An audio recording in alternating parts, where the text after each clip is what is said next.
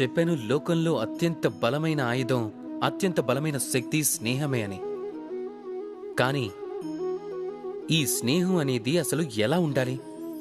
స్నేహం అనేది పాలల్లో కలిపిన నీళ్లల్లా ఉండాలి. ఎలా? పాలల్లో మనం నీళ్లు కలిపినప్పుడు వెంటనే ఆ జలం స్వయంగా పాలలా మారుతుంది. ఆలోచించండి. పాలతో స్నేహం చేయటం వల్ల నీళ్ల విలువ ఎంతగా పెరిగిపోయిందో.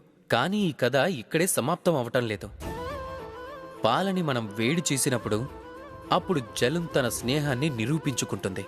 జలమే ముందుగా ఆ తాపాన్ని భరిస్తుంది. తన అస్తిత్వాన్ని వదులుకొని మరీ వేడిని సహిస్తుంది. అలా పాలని కాపాడుతుంది. కాని ఆ తరువాత తన మిత్రుడు వెళ్ళిన తర్వాత పాలలో పొంగొస్తుంది. అది పాత్ర నుండి బయటికి రావటం మొదలు పెడుతుంది. కానీ అది శాంతించాలంటే మనం ఏం చేస్తాం? అందులో కొద్దిగా జలం కలుపుతూ ఉంటాం. అంటే స్నేహం అంటే ఇదే. మిత్రుడు అస్తిత్వాన్ని పెంచేదే స్నేహం. స్నేహం అంటే ఇదే. మిత్రుడు అస్తిత్వం కోసం తను జ్వలించాలి. స్నేహం అంటే ఇదే.